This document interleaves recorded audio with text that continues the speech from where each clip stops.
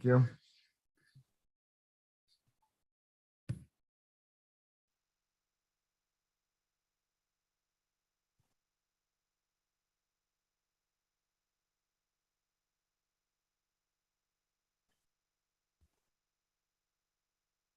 Good morning, Trish. Could you please unmute yourself and we'll do a sound check? Yes, good morning. Good morning. You sound good. Thank you. Thank you.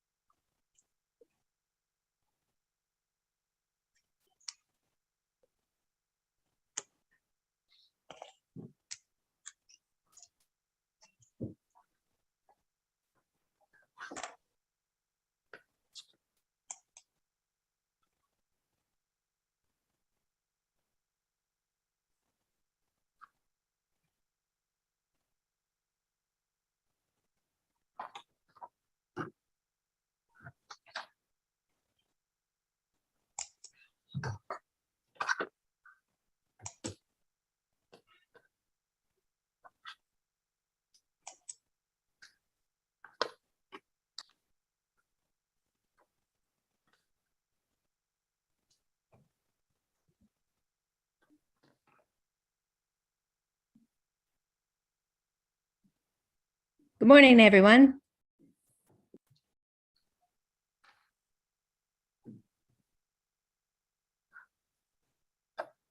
Morning. Mr. Chairman, we are recording and streaming live to YouTube. You can begin whenever you're ready. Great. All right. Welcome to this hybrid Metroplan MAC meeting. I'd like to call the meeting to order. My name is John Dowlis, and I'll be chairing the meeting today in Keith Trace's absence. We also have a team of folks working to ensure this meeting runs smoothly. We have committee members physically present to make our quorum, and the rest may be joining us virtually. Committee members joining us online will participate in the discussion and vote on action items. We'll ask you to mute your microphone when you're not speaking and use the raise hands feature on your Zoom toolbar. The public will be able to participate virtually as well. Now I'd like to ask Mayor Anderson to lead us in the Pledge of Allegiance. I pledge allegiance to the flag of the United States of America and to the republic for which it stands, one nation, under God, indivisible, with liberty and justice for all. All right, I have a couple of announcements for housekeeping before we take the roll. At today's meeting, we'll keep microphones muted unless you've been recognized to speak, and members online can use the raise hands feature to participate in discussion. I do ask that all committee members activate your microphones before speaking and turning them back off when you are complete. As a reminder, the microphone is turned on and off by pressing the blue button, the one with the little talking face icon on it, located on the screen in front of you.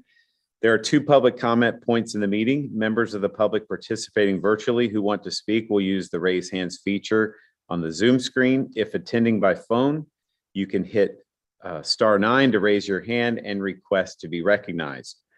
We also accepted comments by email and phone message before the meeting. The guidelines for the public comments are posted at Metroplan or metroplanorlando.org/virtual meetings. We want this and all future meetings to be accessible to all. Participants may join by computer, tablet, or phone. If you need accommodations to participate in the future, please contact Metroplan Orlando. At this time, I'd like to recognize Alex Trauger of Metroplan Orlando staff for agenda review. Great. Thank you, Mr. Vice Chairman, committee members both here and those joining us virtually this morning. As we advertised in the agenda, this was noticed as a hybrid meeting of the MAC, which basically, that's all of our advisory committees this month, which means as long as we have a physical quorum present in the room, all members participating virtually are also marked present and also are able to participate in the vote of action. We haven't called roll yet, but we need a quorum of 5 physically present to be able to take action. So we'll get to that in a moment. We do have some alternative routes to take if that doesn't take place. We would then potentially revert to a virtual workshop session, which basically means our action agenda items revert to a consensus in discussion, like we have done in the past, and then we'll just revisit those action items at the next time we can have a physical quorum. So we'll talk about that here in a couple of minutes. As we meet in person here today and in this hybrid format, we know we do ask that everyone be cautious and do whatever they believe is necessary to stay safe as they're in our suite.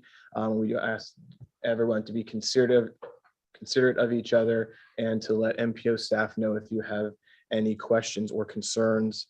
Related to the printed agenda, we do have a new FDOT liaison. Tyler, I'll let him introduce himself at the proper time. And we also have Trish Witten joining us online for links, replacing Miles today. And also just a quick change in the printed agenda. Tyler from the Florida Department of Transportation will also be presenting the action item for FDOT's certification review. With that, Mr. Chair, I don't have any other changes to the printed agenda. And we'd now like to call attendance. Ms. Smith? I'll ask all committee members online to please unmute yourselves for the roll call, while those in the room keep your microphones off until call. Online participants, please make sure your video is on if possible so that we can confirm it's you. You will find the unmute and video buttons on your Zoom screen. Please say here or present when your name is called. Anderson? Here. Anselmo? Here. Cole? Here. Dowless? Here? Firstner? Here. Foraker? Henson? He's here. McCann? Here. O'Brien? Ramos? Sladek? Here. Smith? Here. Trace? That concludes the roll call, but we do not have a quorum at this time. I think we're missing one. We're missing one. Hopefully someone will come in a little bit late and we'll come back. to Certainly, this. we are expecting one additional person. So with that, we can, as I mentioned prior to the meeting, take presentations first and then come back to action items later when we have potentially a quorum. Sounds great. Next is public comment, I believe. Is that right? Yeah.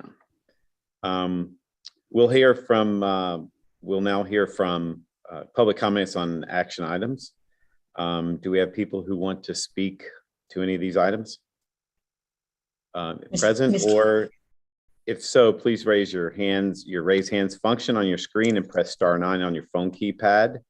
When we call your name, if the host will unmute your microphone, you will see a button pop up that says the host wants to unmute you. Accept the prompt to activate your microphone. We ask that you provide your name and address for the record. Please hold your comments to 2 minutes or less. Mr. Chair, there are no raised hands on the virtual side. All right, then we will go to our partner updates. So next we hear from the agency partners. We do have a new FDOT, which Alex was referring earlier, liaison to the MAC, Mr. Tyler Burgett. Burgett, is that correct? Yes, sir. Forget. Okay, great. With District 5, Tyler, you're up first. But before you do, please briefly introduce yourself. Yes, sir. Thank you. Yeah, so I'm Tyler Burgett with Florida Department of Transportation in the liaison unit. So thank you for having me. I will be hitting on our Metroplan joint certification that we completed this year, and I'll be doing that a little bit later in the agenda.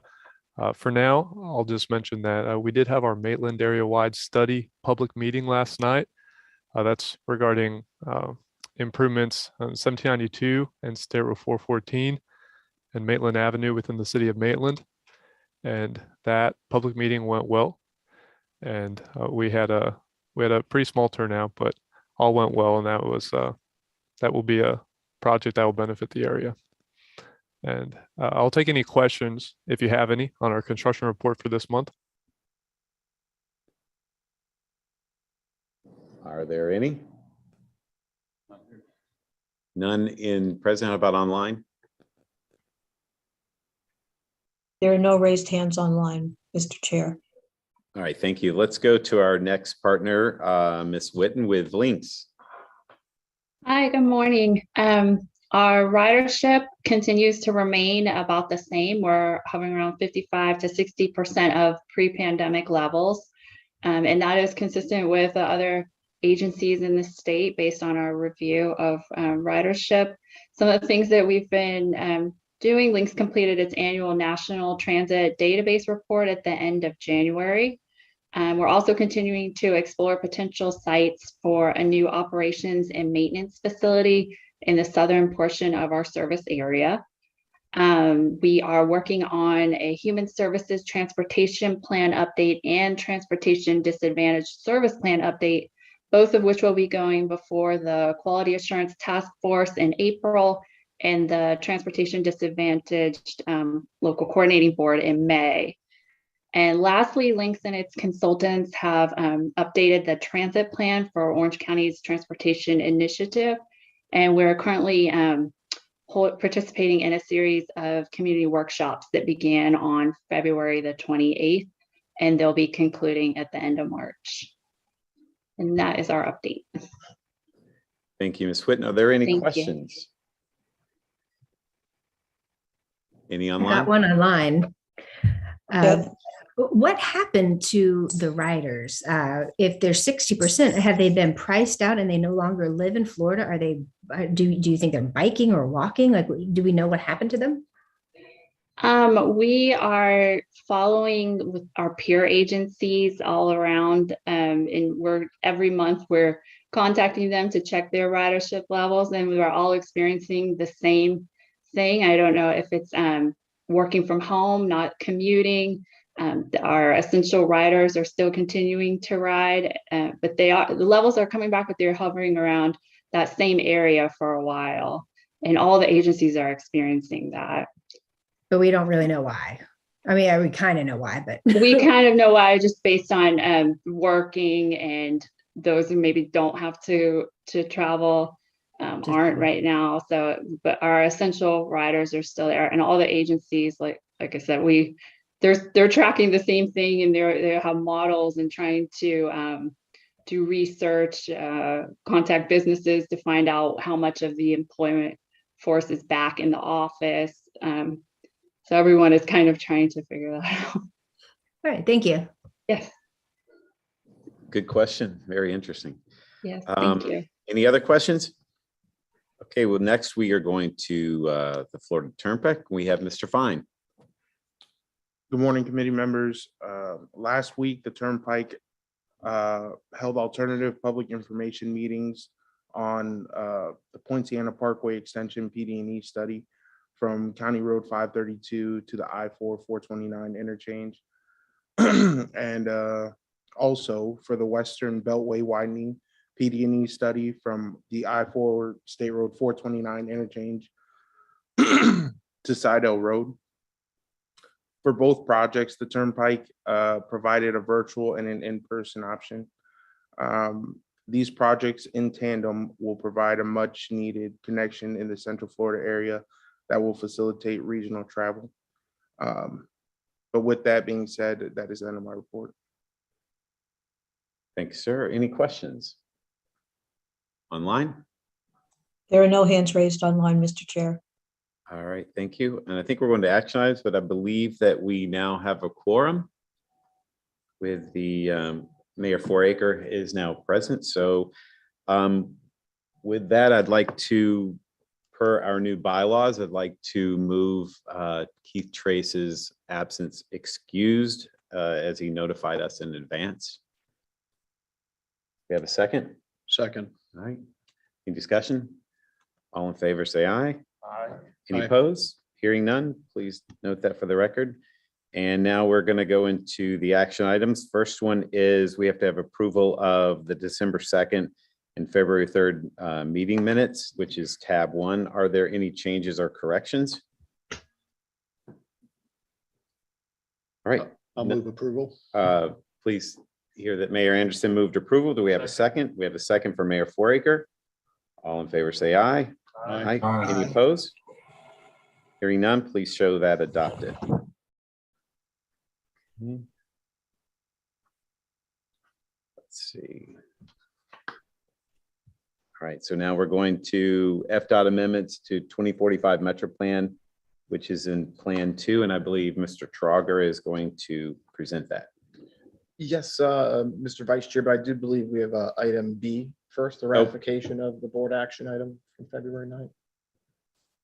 Oh, I thought I had, you're right, I apologize. So we have 7B, ratification of board action items on February 9th, 2022.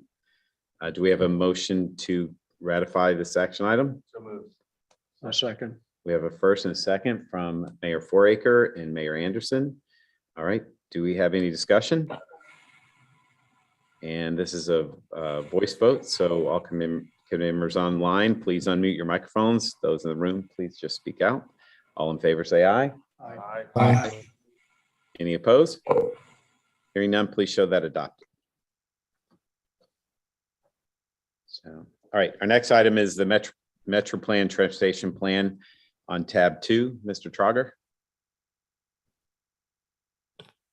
Thank you. I'm changing places here for a second. As Vice Chair mentioned, I am here this morning to present proposed revisions to the 2045 Metropolitan Transportation Plan. The changes include both modifications and amendments to the plan. Just a kind of quick terminology talk.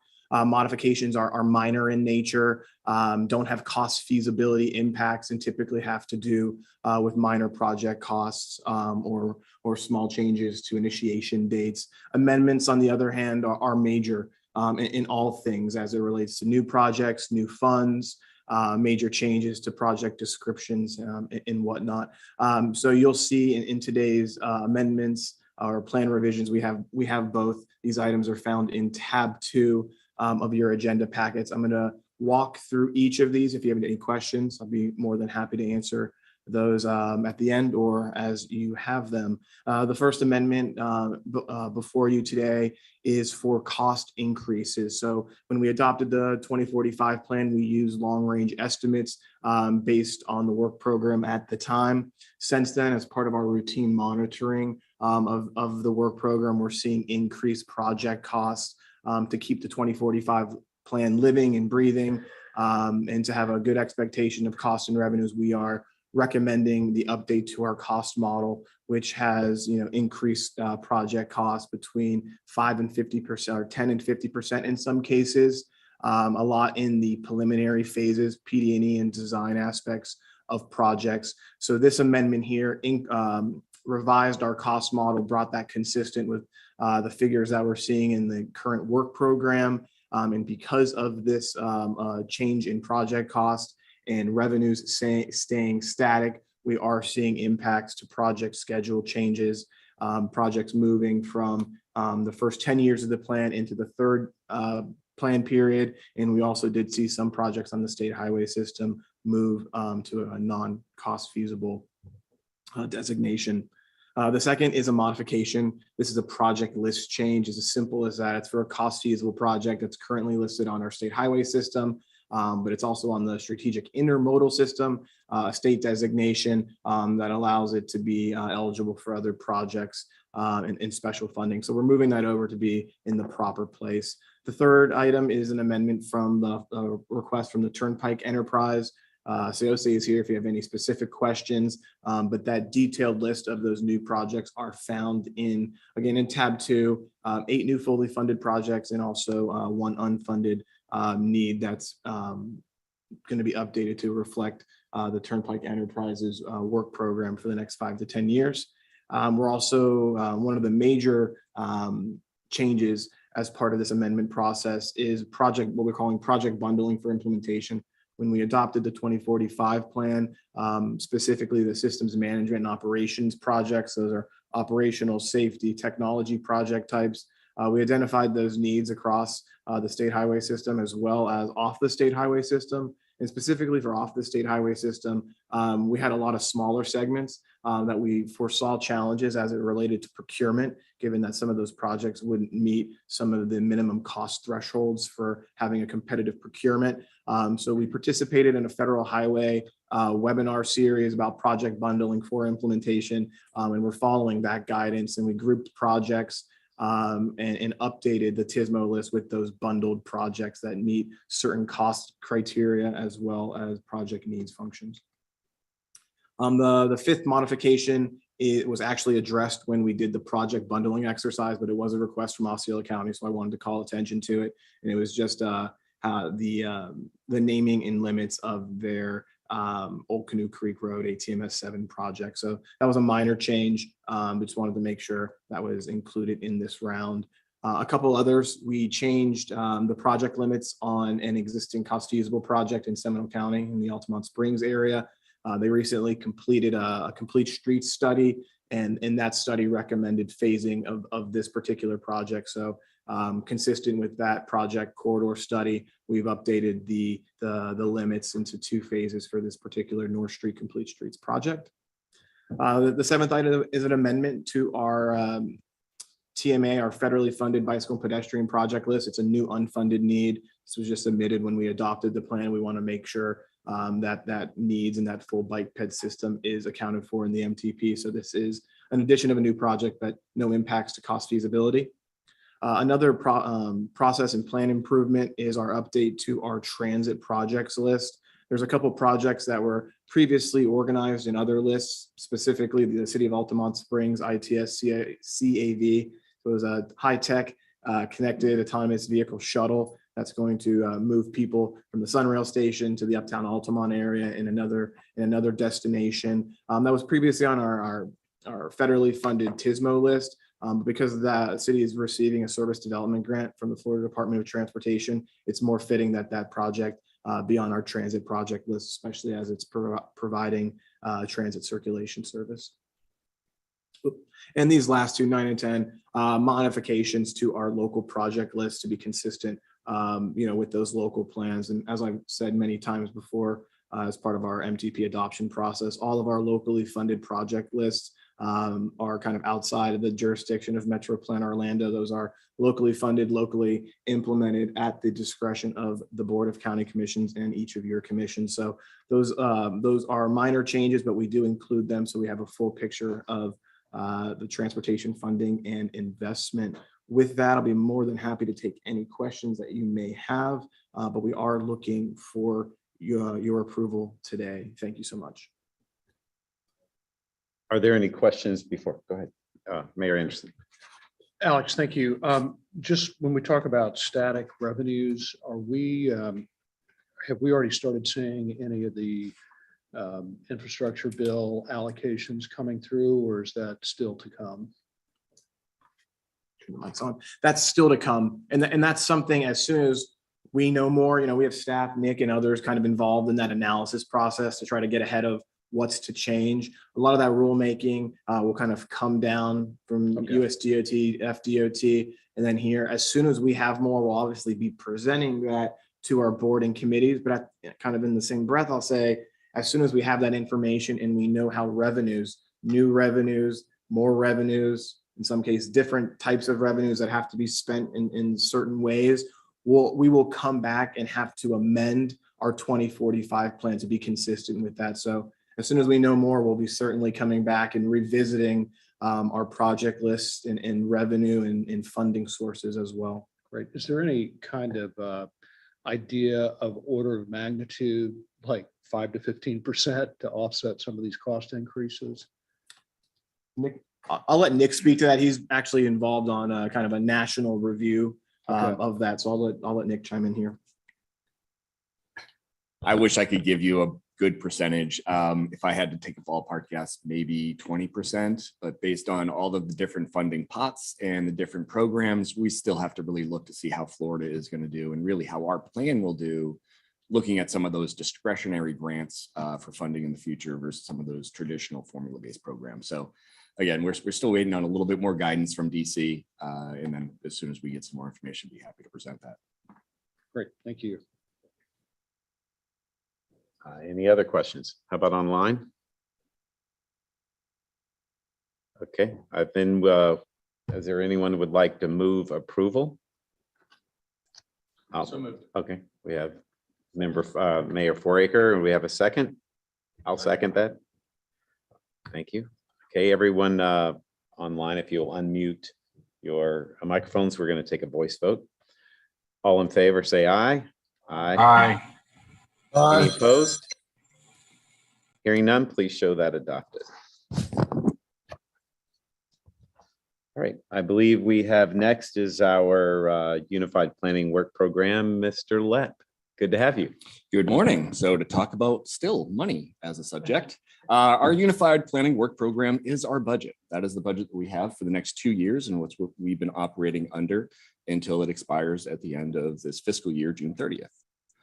So the schedule for this development, we do a 2-year budget, start that in January, and we are right now in that draft form that we're looking for submittal, which we're asking for your support for the board to submit this for comments as a draft. We will formally submit on March 15th, and then we'll receive comments back, and then we'll come back to all of the committees and the board for its final approval before May 15th. So your next cycle, you'll be seeing this again in not just the draft form, but draft final form with all of the comments. Something new with this budget, historically, we have been run under 2 separate grants, one from FTA and one from FHWA. Now with DOT and the agreements, we have consolidated these into what they're calling a consolidated planning grant. For your purposes, it just makes things very easy for Metroplan and the rest of the MPOs for invoicing and managing really our projects and our activities by only having to submit one invoice based on one set of rules versus 2 invoices, depending on which pot of funds we use. So really simply what it does is if we received 250,000 of PL funds from FHWA and we would receive another 150,000 from FTA, now we're just going to receive 400,000 from FHWA as PL funds. One set of rules, one set of criteria, much easier to manage and invoice as we complete the budget. Looking at the budget from this year to the next couple of years, revenues are a little bit lower than what you're seeing in this current year, but we also got a large influx of funds coming in through the stimulus and COVID that we were using to and push forward funds that we weren't able to use in the previous year were being expended this year. But relatively about the same, still able to provide a lot of that same services and work that we're for the local governments as well as for the region on our core tasks. We spent the last couple of years trying to streamline the budget a little bit more, make it easier to digest and understand, especially for the public. Going from at one point 4 years ago, 8 sections and 26 different tasks to 2 sections with 10 tasks, which really consolidate and show our work as less in silos and more as a multimodal activity. Looking at our standard Metroplan plans and administration sections, obviously public outreach, the TIP, the MTP is all included in there. Scary enough, the 2050 MTP update will be included in this budget, as we'll be talking about it in a couple of years again. Regional activities, we have our TISMO tasks separated, which is kind of unique for Metroplan. Not all MPOs focus on systems management as well as we do. And then our others tasks that special is those special projects. These special studies are by request from our local government partners that would go to Gary. and look for other ways that we can support our local government partners on other planning or transportation planning projects. We've supported the city of Oviedo on their transportation element in the past. We're also looking to do other studies like TISMO and bike ped modal master plans, which will help feed into the next update of the 2050 MTP, as well as perform some safety studies for the city of Kissimmee and Sanford, and looking at some of our speed management and other TISMO with electric vehicle charging. We have some Title V and some other public involvement products, the core products that we need updated in this next 2 years. And then we still want to support our local governments with those big data purchases and looking at those travel characteristics for planning studies. The other separated task is our links planning activities. Those FTA funds would usually pass through to links directly for them for transit planning. We will be in more of a partnership with them as we have been over the past couple of years, but separating this out as one task helps keep us organized as to which the tasks that links will be performing to help meet those kind of transit planning activities that we're looking for in our region. So this is just a preview. We're presenting this to the board next week. The first time they're going to be seeing this as a draft for submittal. So we're looking for support from this board to give to our board on sending this as a draft for submittal. And I'd be happy to answer any questions. Are there any questions? I have one. It might be a little bit off, just a reminder. A couple of years ago, the grant, there was a federal grant for the timing of our real-time, traffic light on certain major thoroughfares. I think UCF might have been involved somehow. I can't remember. I was just wondering what the status or update. I think Micah had gotten that way back, and then I think Congresswoman Murphy announced it. Yes, I mean, I would have to check with Eric on that. It's just something you said. I thought it kind of reminded me of that, but I wouldn't mind knowing a little bit more about where that. Sure, we will get back to you with an update on Okay, where that'd that be great. project is. I knew it was a little bit off subject, but it reminded me. All right, do we have a motion to approve? I'll move approval. Do we have a second? I'll second. All right, do we have any discussion? Please, members online, if you'll unmute your microphones. Any discussion? There are no hands raised online, Mr. Chair. Thank you. All right, all in favor, say aye. Aye. All opposed? Like sign? Hearing none, please show that adopted. Thank you, Mr. Net. All right, we're now going to the acknowledgement of FDOT annual certification review. That's tab 4. And I believe we have Ms. McNamara. Is she here? It'll be me, Tyler Burgett. Oh, okay, great. That's right. I apologize. No problem. Thank you. Well, good morning again, Chair and committee members. Again, I'm Tyler Burgett with the Florida Department of Transportation. Thank you for having me. So in accordance with the MPO Program Management Handbook, FDOT District 5 has completed the 2021 MPO Joint Certification for Metropound Orlando. This is a federal and state required process, and you'll find a few more details in your agenda packet under tab 4. An important part of this process includes a review of the MPO's past year of invoicing, and the district has noted that Metropound has maintained great financial practices, and for this, the MPO has been classified as low risk. There are a few things I'd like to highlight. First, we'd like to thank Metropound Orlando's staff for their partnership and collaboration. This past year has definitely been a joint effort to overcome new obstacles. And through enhanced communication, we have been able to strengthen our partnership and overcome these obstacles. We at FDOT have also been able to sharpen some of our internal practices in an effort to better serve Metropound Orlando and their staff and board members. As we look forward to 2022, we understand there are plenty more work to be done, and FDOT is committed to continuing efforts to enhance and tweak our processes. Keeping open lines of communication will continue to be key to ensure that each of our organizations achieve success. And we will continue to encourage flexibility from Metropound Orlando, and will aim for mutual flexibility as we navigate future funding challenges. We are thankful for a smooth certification process this year. Thank you. And we look forward to another great year as partners with Metropound Orlando. So thank you for your time, and I'll take any questions if you have any. Any questions? Any online? There are no hands raised online, Mr. Chair. All right. Do I have a motion to recommend approval? All right, we have, is that Mayor Foraker? Okay, great. And a second? Commissioner Smith seconds it. All right, please unmute your microphones online. All in favor of recommending approval, please say aye. Aye. Aye. Are there any opposed? Please make like sign. All right, please show that adopted.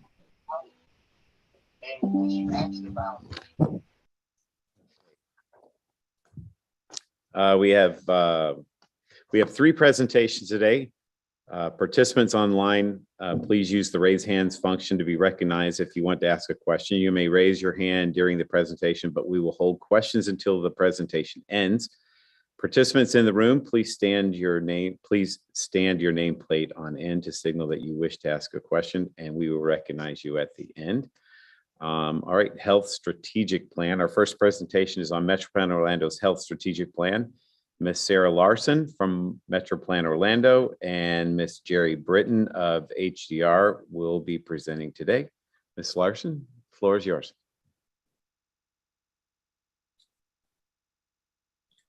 Good morning. My name is Sarah Larson, and I'm a transportation planner with Metropound Orlando. Today, Jerry and I will be presenting the Health Strategic Plan, which explores how transportation planning impacts health and what we can do as an MPO to improve the health of our region.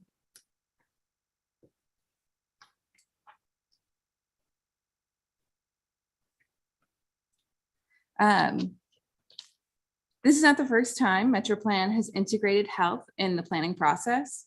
Over the last several years, Metroplan has rapidly scaled up its efforts to consider health in all transportation policies.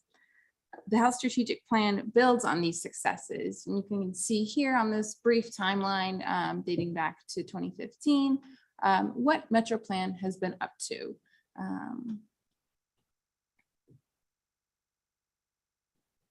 So why a health strategic plan? Metroplan's broader strategic planning efforts define the organization's vision, mission, goal, objectives, strategies, and actions over a 5-year period.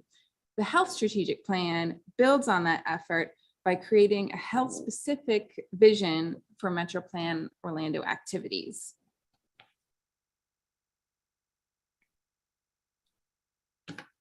And for the health strategic plan, we created a project advisory team comprised of local health experts. You can see them listed here on this slide, who we were in contact with. On July 17th, 2021 and October 11th, 2021, the project advisory team met together and reviewed the process, and our local health experts provided their input on the health strategic plan. The expertise and insights of this project team helped to inform the health priorities and ultimately guide the strategic practice with meaningful impacts on the community health goals. From here, I'm going to let Jerry Britton, Director of Research from HDR, will go over in depth on the plan. Thanks so much, Sarah, and Mr. Committee and or Mr. Chair and committee members. Thank you for having me here this morning. It's an honor to be here virtually. So as Sarah said, there were many local health experts, public health experts involved in the advisory team, and really a goal of this health strategic plan and bringing the focus to what transportation can do for health in the region involved bringing that public health and health expertise together with transportation planning expertise. The process took about 8 months. It was fairly rigorous and research-based. We did a full literature review to assess current knowledge about connections between transportation and health, as well as leveraging sources of knowledge in people and local and regional expertise. Our first step was really to define success. What would this plan achieve if successful? What is the vision of the plan? We took stock of Metroplan Orlando's current practice and also engaged with these experts. We then developed, based on inputs from research and literature, synthesis of the community health improvement plans from the region in terms of goals and strategies in place from a public health perspective. And we developed what we call the PATHS framework, which stands for Planning and Analysis for Transportation and Health Strategies. And I'll fill you in on the details of that a little more in just a moment. And then finally, we translated that work using the framework to a prioritization of goals and objectives and actions that make sense and are likely to create measurable impact in health over the coming years and decades. Next slide, please.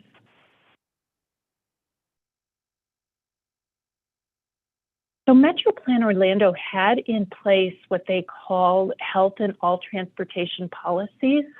And this little diagram we call affectionately the HIATP wheel.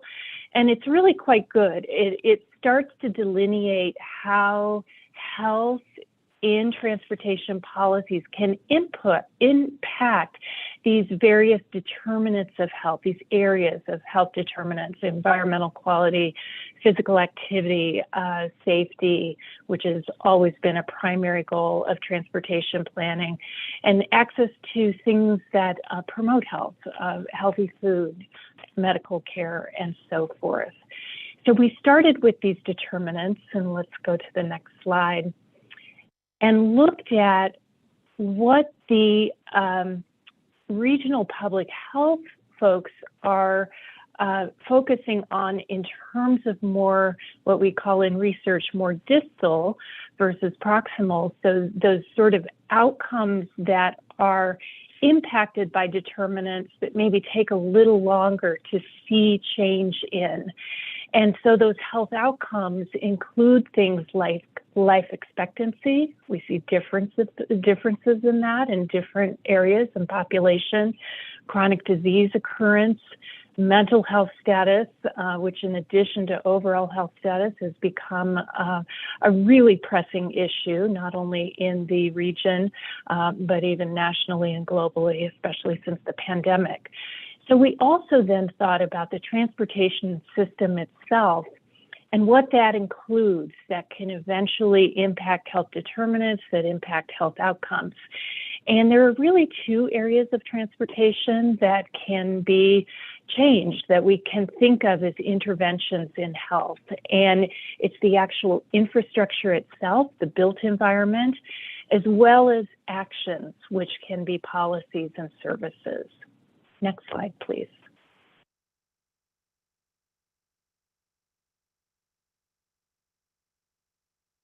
So what we did from a kind of approach perspective is flip the order of these things. Rather than thinking about transportation impacting health determinants, impacting outcomes, we said, let's start by thinking about those health outcomes, things like life expectancy, mental health, and so forth that are of primary importance in the region. And let's think about and look at the literature and the research, what are the determinants that can actually affect those outcomes over time? Then thinking about those determinants, what are the aspects of the transportation system, both from an infrastructure perspective and an action policy services perspective, that can affect those determinants? And then underlying all of this, and if you click forward, I think we have a highlight here. Underlying all of this is thinking about people and groups of people who may actually have very different definitions of transportation and perspectives on transportation. So for some, transportation is getting to work. It's getting in the car to go to work and having a smooth ride. For others, it might be taking the train into work because it's faster and it's easier. For some, though, who maybe don't work typical day hours, maybe they have an evening or night job, or maybe working 2 jobs, their transportation needs are different. For some people who maybe don't have access to needed everyday services like having healthy food available, having medical care available, transportation may be something very different.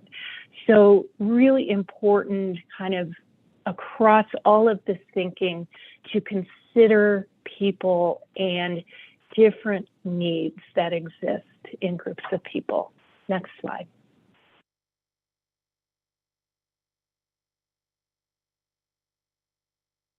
So the major goals that we prioritize based on this process for the Metroplan Orlando Health Strategic Plan are the following 5: supporting healthy lifestyles, implementing healthy transportation infrastructure, providing a safe transportation system, continuing to build on that work that's been a focus for a long time, improving healthcare access through transportation, and that includes both medical care, preventive care, as well as mental health care, integrating health equity into transportation planning. So thinking about people and different needs and different perspectives.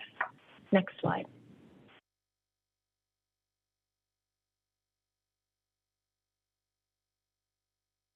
So this slide just illustrates on the left column those 5 goals, and on the top row the health determinants and how those relate. So you can see that in the goal of supporting healthy lifestyles, there will be a focus on the determinants of physical activity, access to healthy food, transportation infrastructure, and emphasis on environmental quality, and making sure that the infrastructure doesn't disproportionately affect some communities in a negative way more than others, say with air quality. Providing a safe transportation system, of course, safety, improving healthcare access, of course, healthcare access, and then integrating health equity really spans all of these areas. Next slide. So I'll walk you through here just one example, or actually, I guess this is, I think maybe there's a previous slide here, which is just one example of the healthy lifestyles goal, example, objectives, strategies, and actions. And this is just one example. Of course, all of them are in the full plan, which you have access to. But just kind of to walk you through the thinking here, one of the objectives, increasing availability and attractiveness of active travel. That is commuting or getting places by an active transportation means walking, bicycling, and so forth. And so one of the strategies there is to support the development of pedestrian infrastructure that links residents and visitors to meaningful destinations, and action, pursuing additional complete streets, planning studies, and securing funding for implementation. So just one example. And then the next slide shows the 5 key goals and some examples of strategies for each of those goals. So again, just a few examples here. Goal 2, implementing healthy transportation infrastructure, seeking opportunities to reduce carbon footprint, supporting planning for alternative fuels, so limiting the negative effects, the potential effects of infrastructure on communities and health. Providing a safe transportation system, continuing to build on work that's already being done. The improving healthcare access through transportation, that may include partnership opportunities, maybe some mobile health services, not only thinking about getting people to healthcare, but bringing healthcare to people where they are, looking at land use practices, and then finally integrating health equity into transportation planning, really supporting partners, helping to identify unique transportation needs of communities and what are the barriers to use so we can really fully understand the issues to address them. Next slide.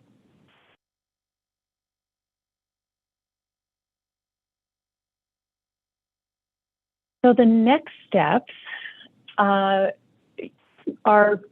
several.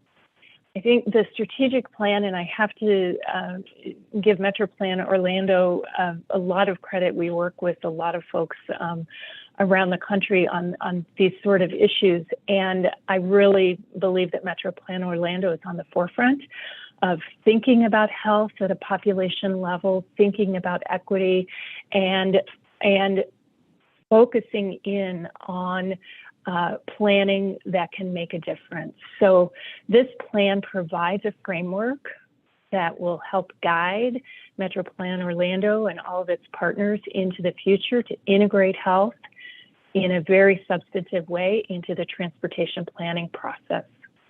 Next steps, to think further and define roles and responsibilities, consider needed updates to complementary transportation and health plans, identify opportunities for collaboration. This is critical. Complex problems like population health are not solved by individuals or by individual fields. It takes collaboration. Determine methods of coordination, and then really clearly defining how to monitor progress, how to measure, so we know that improvement is being made over time. And if it's not being made, there's an opportunity to change course. I will stop there, and please feel free to ask any questions to Sarah and me. Thank you so much. All right, thank you very much. First, we will go to any questions we may have online. Are there any questions, or give them just a moment? I'm giving them just a moment to see if there's any hands raised.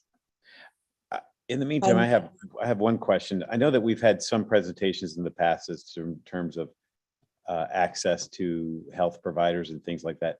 What are some of the things that we're doing in this area, and what after this study is going to be done differently? So currently, my role is focused on transportation planning and active transportation and health planning and multimodal planning. So as a part of my role, I sit on each of the community health improvement plans for each of the 3 counties. And so I can provide transportation input, and we've helped create GIS access maps, letting our partners know, okay, these are where the food deserts are in our communities. This is where we're having issues with walkability. If they want to improve physical activity via walking, that's what we're doing with the Seminole County CHIP right now. So we're just going to continue that kind of collaboration and find any way that we can expound upon that. And also working, with our partners like Links and encouraging them to look at adding health in their processes, just for example. Okay, I was just trying to see what was going to be new and different. Well, what I'm going to add to this is, so that's health strategic plan will help us formulate not only a policy, but also some performance measures as we're looking at projects to see how it's actually improving health, not only just transportation, but the health side also for our community.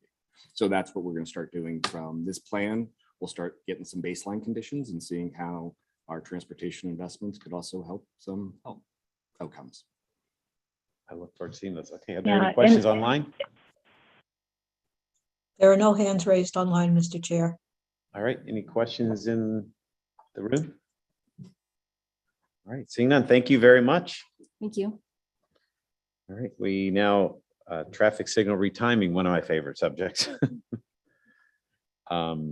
We have, let's see, we have Miss Buck. Very close, Laura Buck. Laura Buck, welcome. Thank you, thank you. Good morning, members of the MET committee. So good to see some of you here in person today. So my name is Laura Buck. I am Metroplan staff, and I'm here to talk about the results from our travel time and delay study for our fiscal year 2020-2021 traffic signal retiming program. This is a study that we do every year to help us evaluate the impact and the value of that signal retiming program. So for the past 15 years or so, Metroplan Orlando has funded the retiming and coordination of signals throughout the region. And each year we work with our local agency partner to identify which signals need to have new timing plans implemented. Signal retiming is a technology solution that we use to help improve traffic flow, to mitigate congestion, to account for changes in traffic pattern, and to reduce delay. Signal retiming also has the opportunity to reduce speeding and to improve bicyclists and pedestrians' ability to travel safely both along and across corridors. And then signal retiming also gives our maintaining agencies an opportunity to sort of periodically look at intersection operations along the corridors that we're retiming and to identify any maintenance issues they may have, in particular with their signal control equipment. So for the fiscal year 2020-2021 program, we retimed signals along 26 different corridors that included 188 independent intersections, as well as 4 school intersections that serve 5 schools. In addition to looking at travel during the rush hour, we also did the timing for the 4 school intersections for their school pickup and drop-off periods. So the next few slides are just going to show which corridors were retimed for this particular program year. Within Osceola County, we retimed the 2 corridors that are shown. Within Orange County, we retimed 18 corridors, and there was also 1 school intersection that was retimed. And then finally, in Seminole County, we retimed signals along 6 corridors and at 3 school intersections serving 4 schools. So this was the first year that we used connected vehicle data to help us calculate our performance metrics for the retimed corridors. And the use of this data source allowed us to evaluate the impacts of the retimings in some new ways. So as in the past, we looked at the impacts on travel time, reliability, intersection delay, the amount of emissions that were reduced, fuel savings, and pedestrian delay. And then with this new connected vehicle data source, we were also able to look at corridor progression, which is how often vehicles have to slow down or stop as they travel along a corridor. And then we were also able to look at speeding. So jumping right into the results, for the 26 corridors that were retimed, we saw that we had shorter travel times on 73% of the corridors following the retiming. We saw that 73% of the corridors had reliable travel times after the retiming as compared to 69% before. We reduced vehicle emissions by a little under 1,200 tons of CO2 per year. There are a little under 122,000 gallons per year in fuel savings. And for the 188 intersections that were retimed, about 52% of those intersections had less intersection delay during the peak period following the retiming. So as I mentioned before, there are some new metrics that we were able to sort of track. I will say before I start talking through these results that the retiming projects didn't necessarily focus on these outcomes. When we get the requests for retimings from our maintaining agencies, they define what the goals are for each corridor. And typically those have to do with travel time along the corridor and then reducing delay. But with this new connected vehicle data source, there are some additional metrics we can track. And so we're just going to showing you the results of those for this year. So for 31% of the corridors, there were fewer motorists exceeding the posted speed limit following the retiming. At 24% of the intersections, we had less pedestrian delay. And along 73% of the corridors, motorists were stopping fewer times. So we had better signal progression. This slide shows sort of some of the overall takeaways from the entire program. I believe this is also available in your agenda packet. So we saw 140,000 vehicle hours travel time savings, and that translated to about $7.8 million over 3 years in savings, and benefit cost ratio of about 7.9. This is a chart that I like to show every year. That's our BC ratios over time. See that they continue to fluctuate. And not seeing the heights of the BC ratios that we used to. We're getting more efficient at this, but we're still seeing a really good return on investment. $8 for every dollar invested, and we think this is still a valuable program for Metroplan Orlando to continue to invest in.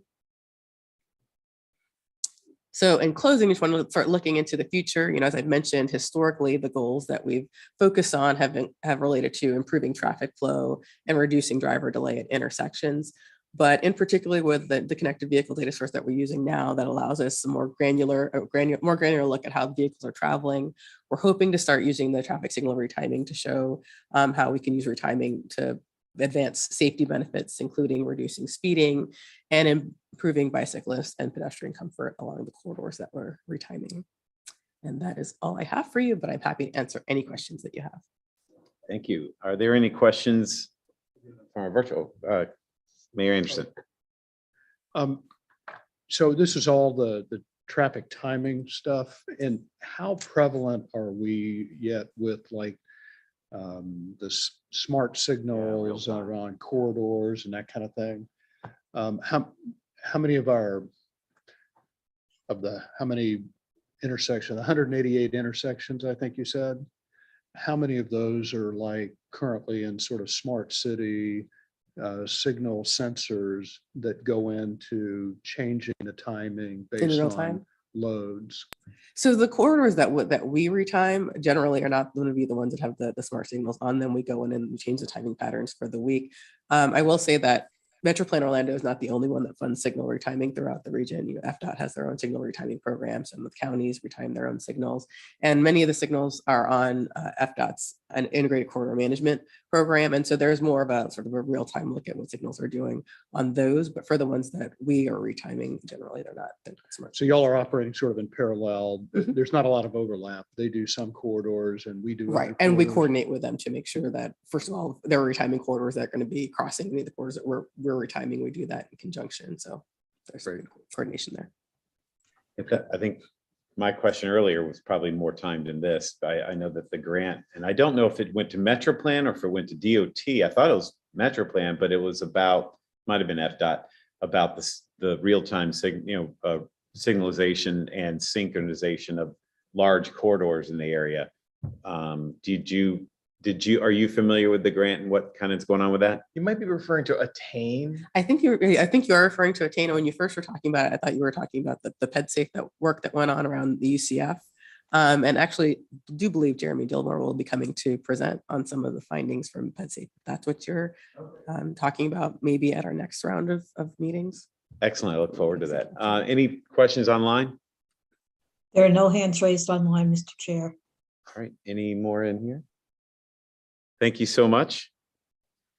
All right. And now we have a presentation on State Road 414 extension, PD&E. I believe we have Central Florida Expressway.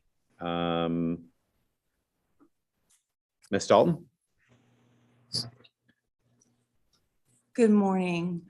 I believe, Will, are you on? Did you want to? I'm here. Does everyone hear me? Hello? Yes. Okay. Yes. Hey, good morning, Mr. Chair, committee members. Thank you for giving us the time this morning to give you an update on the State Route 414 Expressway Extension PD&E study that we've been working on. My name is Will Hawthorne. I serve as the Director of Engineering for CFX, and I wanted to take a moment to introduce our project manager, Ms. Sunsaray Dalton, who's there in person. I regret that I could not be there in person today, but I had a last minute schedule conflict. So my apologies for that. At this point, I'd hand it off to her and we'd be happy to answer any questions at the conclusion.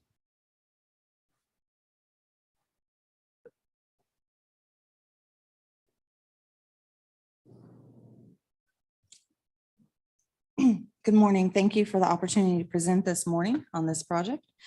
The existing tolled State Road 414 or John Land Apopka Expressway provides regional connectivity between Northwest Orange County and I-4, as shown on green in this slide.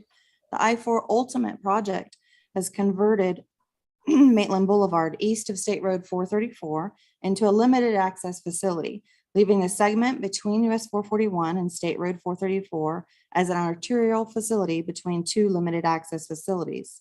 Prior to this PD&E study, CFX conducted a study to evaluate the feasibility of extending the existing State Road 414 expressway from its current terminus at US 441 to State Road 434. This feasibility study was documented in the State Road 414 reversible express lane schematic report in 2019 and identified potential alternatives, including tolled directional express lanes within the median of State Road 414 between US 441 and State Road 434.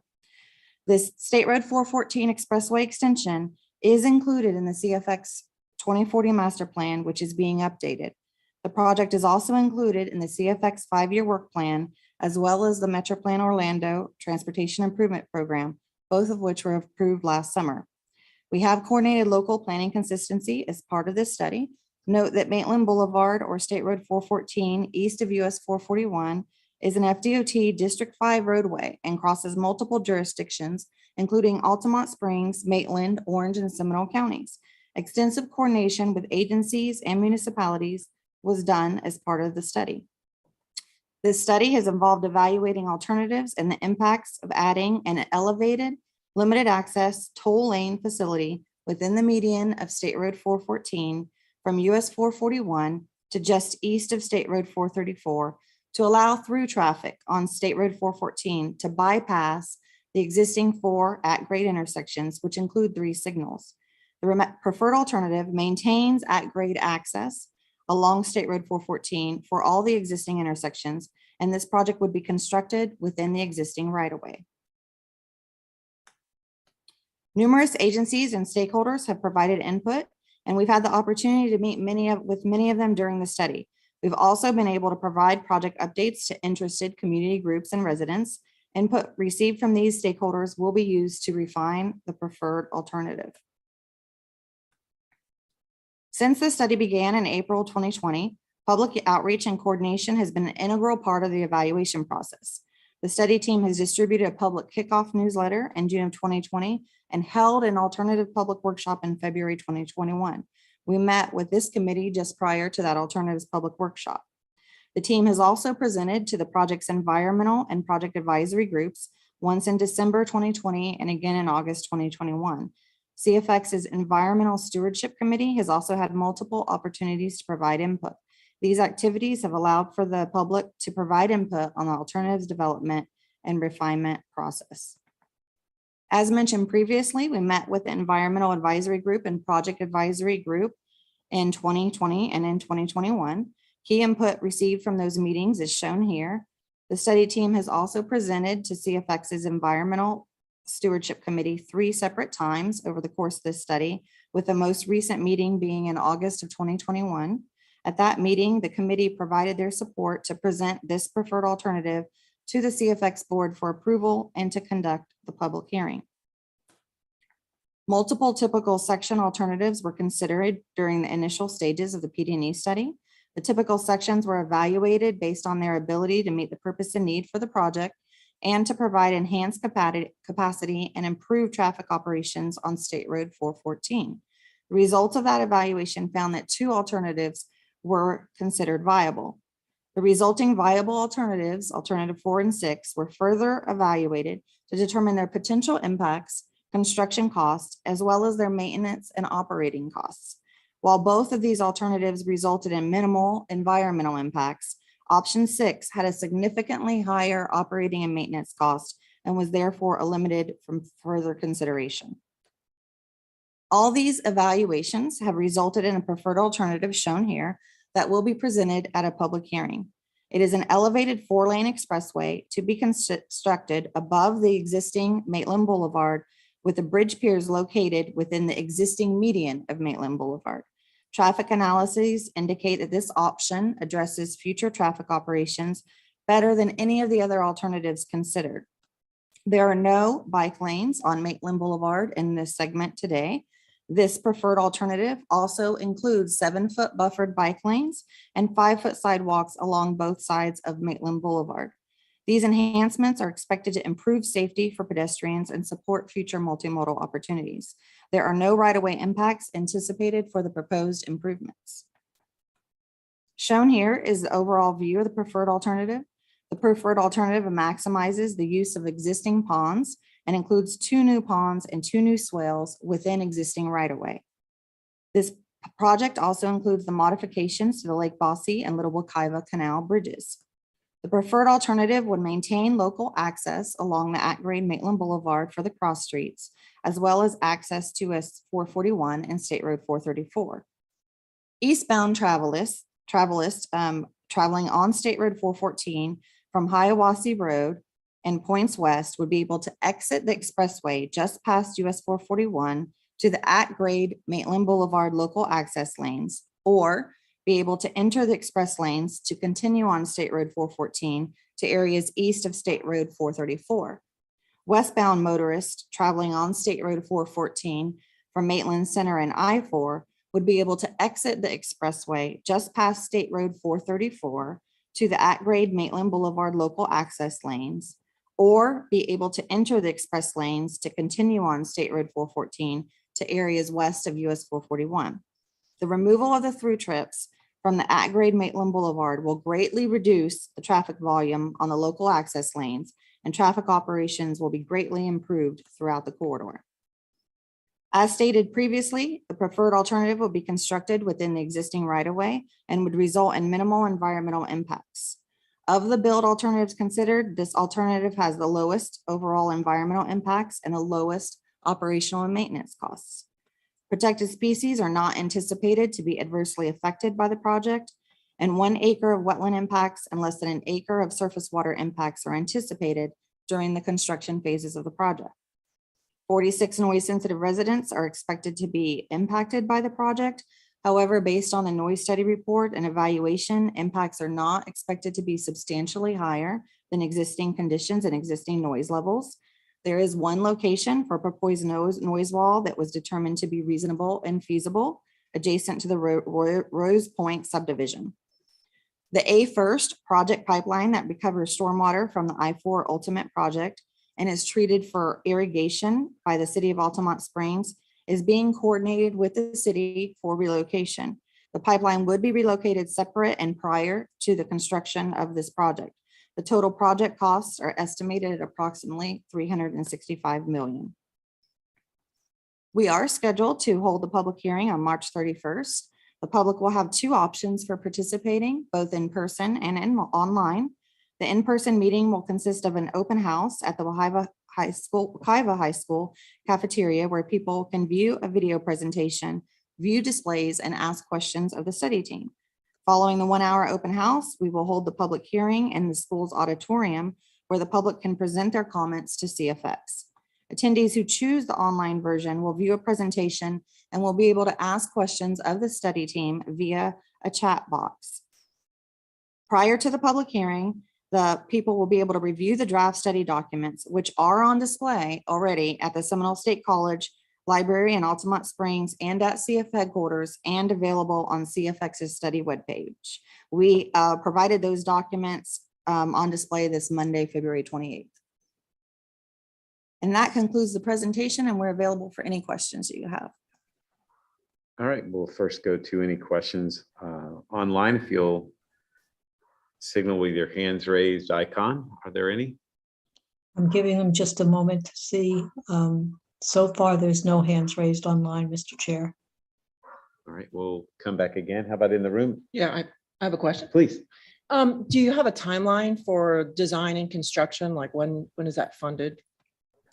The design is funded in CFX's work program. Right now, CFX is developing the schedule for the design phase, so we don't have an exact time frame for that, but it is fully funded. The next steps on the PD&E study are to present to the public at the public hearing, finalize the PD&E study, present the preferred alternative to the CFX board for approval to move forward to the design phase. We anticipate that occurring as early as May of 2021. Okay, great, thank you. Any questions online? No, there are no hands raised online, Mr. Chair. All right, thank you so much. Thank you.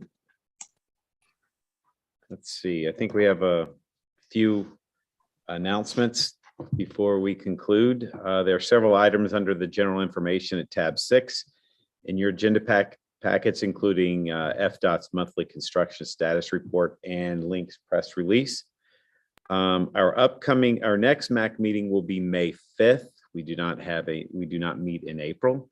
Metropound Orlando staff will advise as to the format of that meeting closer to the date.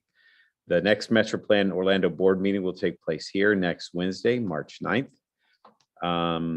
At this time, do any committee members have any final comments or questions about online? Recognized with any hands raised? There are no hands raised so far online. All right, now we have one last public comment section. If anyone would like to have a comment, please use the raise hand function and you will be recognized, or dial *9 if you're on the phone. We'll unmute your mic after you are recognized. Please state your name, address for the record, and limit your comment to 2 minutes or less. I'll give it just a moment to let us know if there are any comments at this time. There are no hands raised online from the attendees side, Mr. Chair. All right, with that, Mr. Chair, Mr. Charter. before you move on with adjournment, I just wanted to let you know that it is very likely that our May 5th meeting will be 100% in person, physical presence. We will still do the simulcast for public participation, but we're looking to bring everyone back together, all together here back in the boardroom. Stay tuned. We will be providing updates. Look for Kathy or Lisa's emails. And my final note, just like a quick housekeeping item, as we move forward back to these hybrid and even the in-person meetings of coming months, RSVPs are extremely important to us as staff so we can produce these meetings, especially as it relates to excused absences and things of that matter. So for us to take advantage of that, MAC members to take advantage of the bylaws change as it relates to excused absences, that advance notice is critical for us staff to be able to report that to our leadership. So with that, please be extra mindful of that as Kathy sends those out, towards the end of April. But our next meeting is May 5th. I'm going to say that again so we don't see anyone in April. We love having you here, but it always seems that someone shows up on an off month. But nevertheless, May 5th. Thank you, Mr. Chair. All right, Mr. thanks Chair- very much. Oh, Mr. Chair, Mayor ma'am. Henson has his hand raised online. great, Mayor Henson. I apologize for not being there in person. I had surgery Tuesday, and I thought I was going to be able to make it in, but just trying to recover. Well, we're glad to have you. We'll whip you with a wet noodle, as they say. Are there any others? All right, with that, we are adjourned. We will see you May 9th, May 5th. Sorry.